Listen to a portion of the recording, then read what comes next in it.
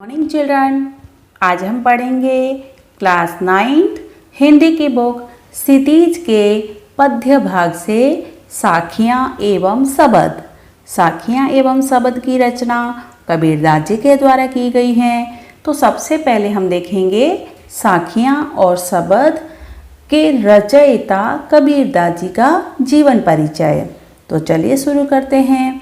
कबीरदास जी के जन्म और मृत्यु के बारे में अनेक किंवदंतियाँ प्रचलित हैं, लोगों की बातें प्रचलित हैं।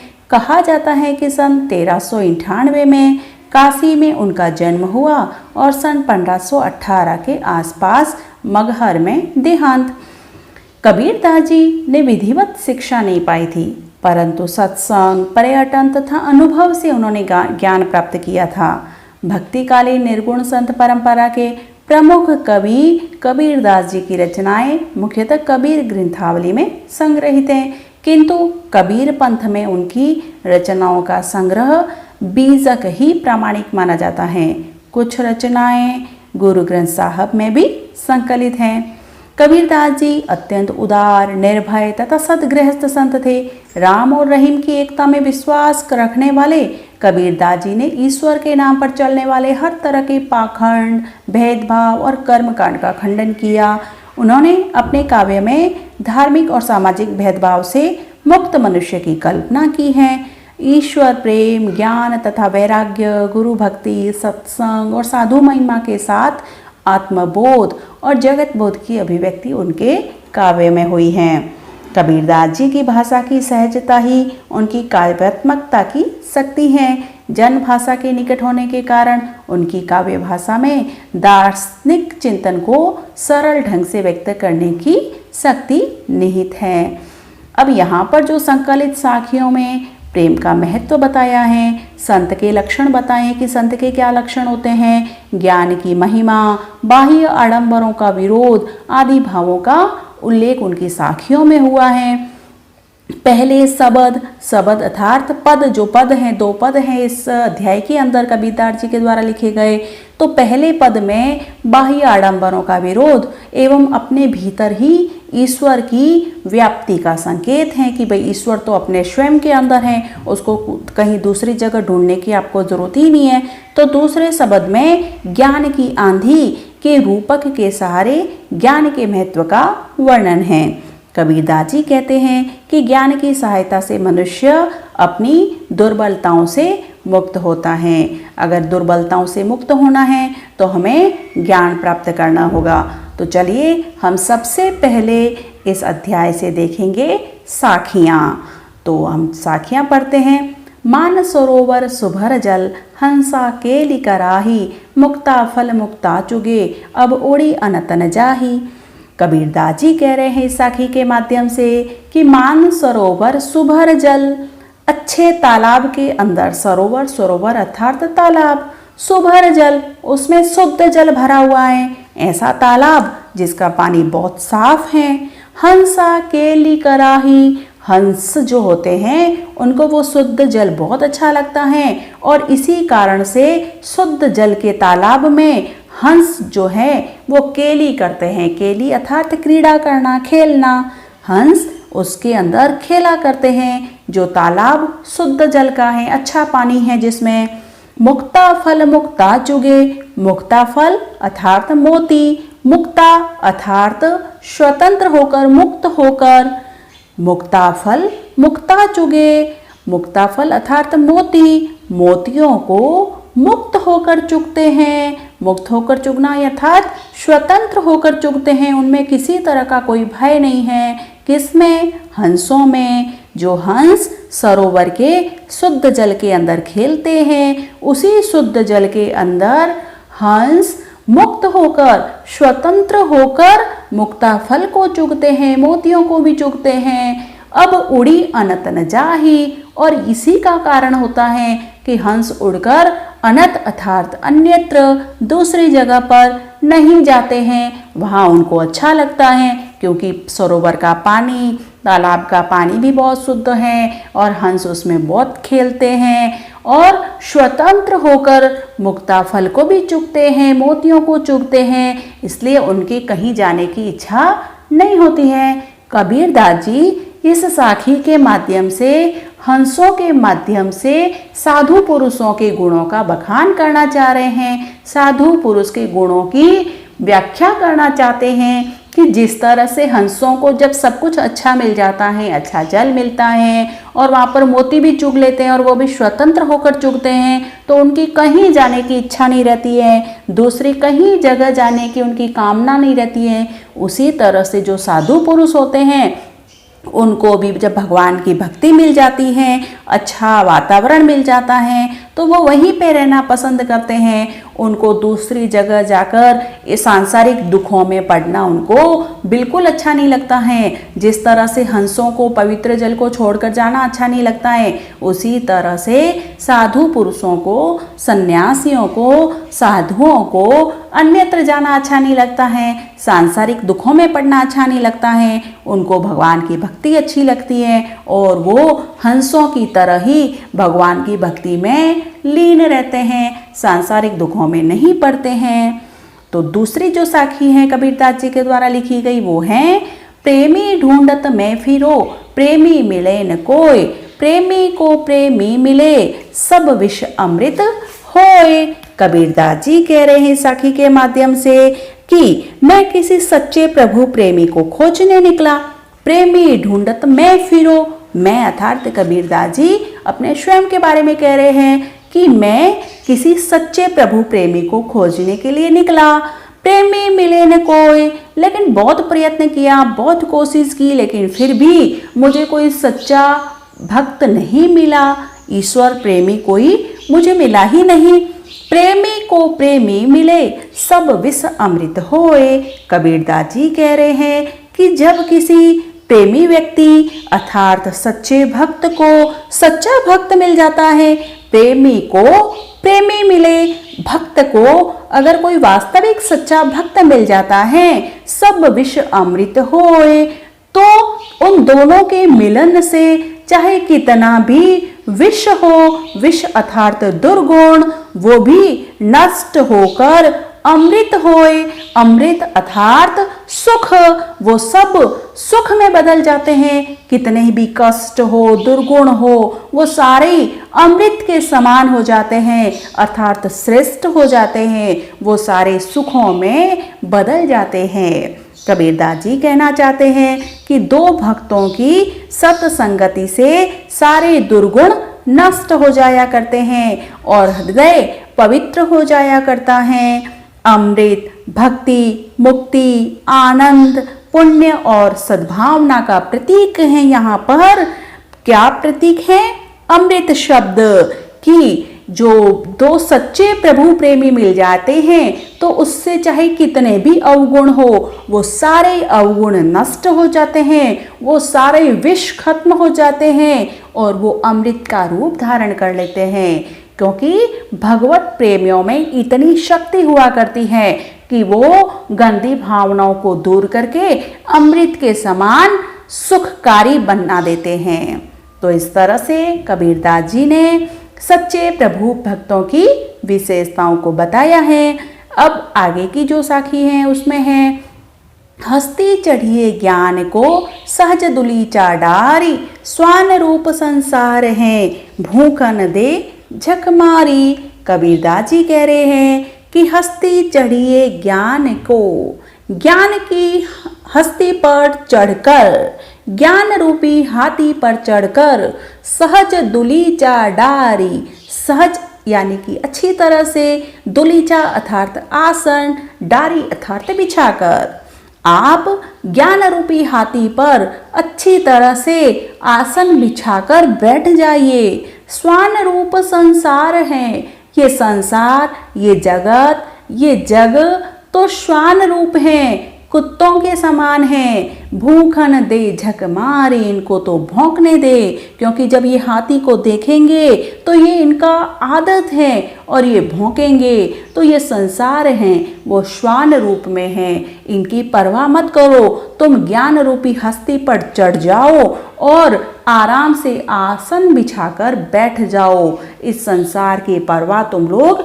मत करो। कबीरदास जी कह रहे हैं कि प्रभु साधक को दुनिया की निंदा की परवाह नहीं करनी चाहिए और अपने साधना पथ पर बढ़ते ही जाना चाहिए। ज्ञान रूपी हाथी पर चढ़कर आराम से अपनी साधना में मग्न रहना चाहिए, लीन रहना चाहिए। दुनिया आपके बारे में क्या बातें करती है इसकी तरफ हमें ध्यान नहीं देना चाहिए, क्योंकि दुनिया तो श्वान रूप में है, कुत्तों के समान है, जिनकी आदत है भौंकने की। वो कुछ न कुछ तो कहेगी, हम चाहे कितना भी अच्छा काम कर लेंगे, लेकिन दुनिया जरूरी नहीं है कि हमारी प्रशंसा करे, तो हमें उनकी तरफ ध्यान नहीं देना है। साधुओं को चाहिए कि वो अपनी साधना में मग्न रहे, लीन रहे और दुनिया की तरफ ध्यान न दें। आगे की जो साखी है कबीरदास जी के द्वारा लिखी गई वो है, पाखा पखी के कारणे सब जग रहा भूलान, निरपक होई के हरि भजे सोई संत सुजान। कबीरदास जी कह रहे हैं कि पाखा पखी अर्थात पक्ष विपक्ष के कारण कबीरदास जी कह रहे हैं कि आज सारा संसार, सारा जगत पक्ष विपक्ष की उलझन में पड़ा हुआ है। पाखा पकी के कारणे सब जग रहा भूलान, सारा संसार भगवान को भूल गया है, भगवान की भक्ति बिल्कुल ही नहीं कर रहा है। कारण इसका ये है कि लोग पक्ष विपक्ष के भेर में पड़े हुए हैं, सबको पक्ष विपक्ष की पड़ी है, लेकिन भगवान की भक्ति किसी को इसी कारण से नहीं सूझ रही है। सब लोग अपने में और दूसरों के बिगाड़ने में और अपने सुख में लगे हुए हैं। पाखा पखी अर्थात पक्ष विपक्ष, ये सही हैं वो गलत हैं, सब लोग अपनी मनमानी करने में लगे हुए हैं। और इसी का कारण है कबीरदास जी कह रहे हैं सब जग रहा भुलान, ये सारा संसार, जग अर्थात संसार ईश्वर को तो भूल ही गया है। निरपक होई के हरि भजे सोई संत सुजान। कबीरदास जी कह रहे हैं कि सच्चा संत वही है, सोई संत सुजान अर्थात सच्चा भक्त, सच्चा संत वही है, सच्चा महात्मा वही है जो क्या करता है, जो निष्पक्ष भाव से ईश्वर की भक्ति करता है। निरपक्ष अर्थात निष्पक्ष, होई के होकर के हरि भजे, ईश्वर का जो स्मरण करता है, ईश्वर को जो भजता है, जो बिना पक्ष विपक्ष के निरपक्ष होकर जो भगवान की भक्ति में मग्न है, लीन है, वो ही सच्चा संत है। कबीरदास जी इस साखी के माध्यम से कबीरदास जी हमें शिक्षा देना चाहते हैं कि सारा संसार आज पक्ष और विपक्ष के भेद में पड़ा हुआ है, लेकिन इस संसार के अंदर हमें सच्चा संत उसी को मानना चाहिए जो निरपक्ष होकर भगवान की भक्ति में मग्न है। कबीरदास जी आगे की साखी में कह रहे हैं, हिंदू मुआ राम कही, मुसलमान खुदाई, कहे कबीर से जीवता, जो दूह के निकट न जाई। कबीरदास जी कह रहे हैं कि हिंदू जन राम का नाम ले लेकर मर गए। हिंदुओं ने राम का नाम लिया, राम का रटन किया और वो मृत्यु को प्राप्त हो गए। मुसलमान खुदाई, मुसलमान व्यक्ति जो थे, मुसलमान संप्रदाय के जो लोग थे, वो खुदा खुदा करके मर गए। कहे कबीर सो जीवता, जो धू के निकट न जाई। कबीरदास जी कहते हैं कि वास्तव में वही व्यक्ति जीवित कहलाने का अधिकारी है जो हिंदू, मुसलमान और राम खुदा दोनों से दूर रहता है। कबीरदास जी यहाँ ये कहना चाहते हैं कि ईश्वर राम और खुदा दोनों से अलग हैं, मानवता हिंदू और मुसलमानों के भेदों से ऊपर हैं। तो हमें इतना अपने धर्म पर नहीं रहना चाहिए, हमें मानवता रूपी धर्म अपनाकर जीवित रहना चाहिए, क्योंकि राम राम कहने से हम मोक्ष को प्राप्त नहीं हो जाएंगे और खुदा खुदा कहने से मोक्ष को की प्राप्ति नहीं होगी। हमें मानवता रूपी धर्म को अपनाकर हम मोक्ष की प्राप्ति कर सकते हैं, क्योंकि जिन्होंने मानवता का धर्म अपनाया है उनको दुनिया हमेशा याद रखती है। वही लोग वास्तव में दुनिया के अंदर जीवित हैं, बाकी सारे चले गए, हमने उनको याद नहीं रखा। लेकिन जिन्होंने मानवता रूपी धर्म को अपनाया, जिन्होंने भाईचारा अपनाया, वो हमेशा अमर रहे, वो हमेशा जीवित रहे। तो कबीरदास जी यहाँ कहना चाहते हैं, कहे कबीर सो जीवता वही लोग जीवित हैं जिन्होंने मानवता रूपी धर्म को श्रेष्ठ माना, जो दूह के निकट न जाई, जो इन धार्मिक आडंबरों के अंदर फंसे हुए नहीं हैं, जो मानवता को सबसे श्रेष्ठ धर्म मानते हैं, वही व्यक्ति इस दुनिया के अंदर जीवित रहा है। कबीरदास जी के अनुसार सांप्रदायिक भेदभाव और कट्टरता से दूर रहने वाला मनुष्य ही वास्तविक जीवित मनुष्य है, बाकी सारे मृत के समान हैं। कबीरदास जी आगे की साखी में कह रहे हैं, काबा फिरी काशी भया, राम ही भया रहीम, मोट चून मैदा भया, बैठी कबीरा झीम। कबीरदास जी कह रहे हैं, काबा अर्थात मुसलमानों का एक पवित्र तीर्थ स्थान है, उसको बोलते हैं काबा।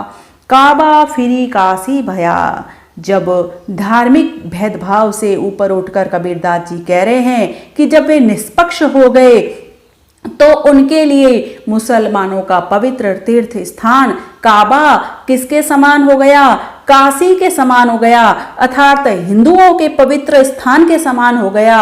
यदि हम उच्च सोच रखें, मानवता रूपी धर्म को निभाएं, तो कबीरदास जी कहते हैं कि ये हो सकता है। कबीरदास जी अपनी बात को यहाँ बता रहे हैं, वो कह रहे हैं कि काबा फिरी काशी भया, जब उन्होंने धार्मिक भेदभाव से ऊपर उठकर सोचना शुरू किया, निष्पक्ष हो गए, तो उनके लिए मुसलमानों का पवित्र तीर्थ स्थान काबा हिंदुओं के पवित्र तीर्थ स्थान काशी के समान हो गया। राम ही भया रहीम, और राम का नाम रहीम के समान पवित्र हो गया। कबीरदास जी कह रहे हैं कि मोट चून मैदा भया, बैठी कबीरा जी, कि जिसे वे मोट अर्थात मोटा अनाज, मोटा आटा, जिसे वे मोटा आटा समझकर अखाद्य समझते थे कि मोटा अनाज खा नहीं सकते, अब वह उनके लिए मैदा भया, मैदा अर्थात बारीक आटा मैदा हो गया है। वे उसे आराम से बैठकर जीम रहे हैं, अर्थात खा रहे हैं। कबीरदास जी कहना चाहते हैं इस साखी के माध्यम से कि जब हम धार्मिक भेदभाव हमारे मन से मिट जाएंगे, नष्ट हो जाएंगे, और जब कबीरदास जी के साथ में ऐसा हुआ, वो धार्मिक भेदभाव से ऊपर उठ गए, उनके मन से धार्मिक भेदभाव जब नष्ट होने लगे, तो उनके मन में हिंदू मुसलमान और राम रहीम के नाम पर बसी सांप्रदायिकता दूर हो गई। जिसको वो अखाद्य वस्तु समझते थे, मोटा अनाज समझते थे, वो उनके लिए मैदे के समान हो गई, अर्थात अच्छी तरह से जिसको चबाया जा सके ऐसा चून अर्थात आटा बन गया, मैदा जो बहुत ही बारीक होता है। कबीरदास जी कहना चाहते हैं कि ये हमारे मन के अंदर जो भेदभाव हैं, जब हम हमारे मन के अंदर से भेदभावों को बिल्कुल अच्छी तरह से हटा देते हैं, तब हमारे मन में सब एक जैसा हो जाता है, अर्थात जो कठिनाइयां हैं वो हमारे लिए सफलताएं हमें लगने लग जाती हैं, वो हमें अच्छी लगने लग जाती हैं। कबीरदास जी इस साखी के माध्यम से हमें ये समझाना चाह रहे हैं। आगे की जो साखी और जो अंतिम साखी है इस अध्याय की, वो है कबीरदास जी के द्वारा लिखी गई। ऊंचे कुल का जनमिया, जे करणी ऊंच न होय, सुबरन कलश सूरा भरा, साधु निंदा सोई। कबीरदास जी कहना चाह रहे हैं कि केवल ऊंचे कुल में जन्म लेने से ही हम महान नहीं हो जाते हैं। ऐसा नहीं है कि ब्राह्मण के घर में पैदा हुए हैं तो वो श्रेष्ठ ही हैं, ऐसा नहीं होता है। कबीरदास जी कह रहे हैं, ऊंचे कुल का जन्म या ऊंचे कुल में पैदा होना, जे करनी ऊंची न होय। यदि व्यक्ति की जो ऊंचे कुल में पैदा हुआ है उसके भी कार्य अच्छे नहीं हैं, जे करनी अर्थात कार्य, उसके द्वारा किए जाने वाले कार्य यदि ऊंचे नहीं हैं, श्रेष्ठ नहीं हैं, तो वो व्यक्ति कोई काम का नहीं है। उसके ऊंचे कुल में पैदा होना बिल्कुल व्यर्थ है। कबीरदास जी ऊंचे कुल में कह रहे हैं, ऊंचे कुल का जन्म या ऊंचे कुल में पैदा तो हो गए हो, लेकिन तुम्हारे कर्म ऊंचे नहीं हैं, तुम्हारे कार्य ऊंचे नहीं हैं, तुम्हारे द्वारा किए गए व्यवहार श्रेष्ठ नहीं हैं, तो तुम व्यर्थ हो, तुम्हारा ऊंचे कुल में जन्म पाना व्यर्थ है, निरर्थक है। जिस तरह से या उदाहरण देके कबीरदास जी समझा रहे हैं कि सुबरन कलश सूरा भर्या, सुबरन अर्थात सोने का, कलश अर्थात कलश, सूरा भरा, सूरा अर्थात शराब से, भरा अर्थात भरा हुआ।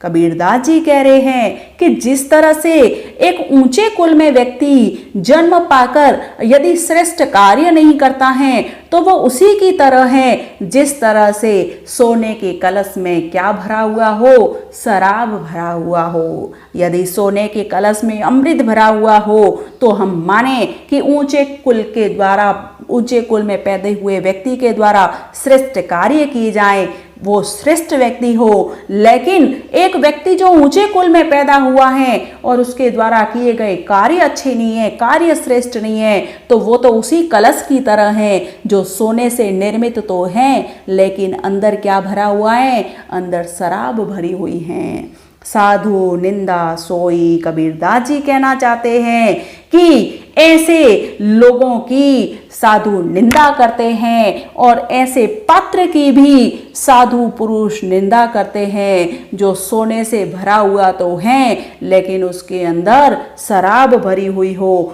तो ऐसा घड़ा या पात्र या कलश की भी साधु लोग निंदा करते हैं और ऐसे व्यक्ति की भी साधुओं के द्वारा निंदा की जाती है जो श्रेष्ठ कुल में जन्मे हैं लेकिन उनके कार्य श्रेष्ठ नहीं है, उनकी करनी श्रेष्ठ नहीं है, उनका व्यवहार श्रेष्ठ नहीं है। कबीरदास जी इस साखी के माध्यम से मनुष्य की श्रेष्ठता और उसके कर्मों के जो कारण हैं वो समझाना चाहते हैं कि वास्तव में जो मनुष्य हैं वो श्रेष्ठ कब होता है। श्रेष्ठ ऊंचे कुल में जन्मने से नहीं होता है। जिस तरह से जो सोने का कलश है उसकी महिमा, अगर उसके अंदर अमृत भरा हुआ हो या शुद्ध जल हो तो उसकी महिमा बढ़ती है, ना कि उसके अंदर शराब भरने से उसकी महिमा सारी खंडित हो जाती है। उसी तरह से श्रेष्ठ कुल में जन्मने वाले व्यक्ति के द्वारा यदि अच्छे कार्य न किए जाए तो उसका श्रेष्ठ कुल में जन्मना बेकार है। इस तरह से कबीरदास जी के द्वारा लिखी गई ये साखियाँ हमने इनकी व्याख्या की। अब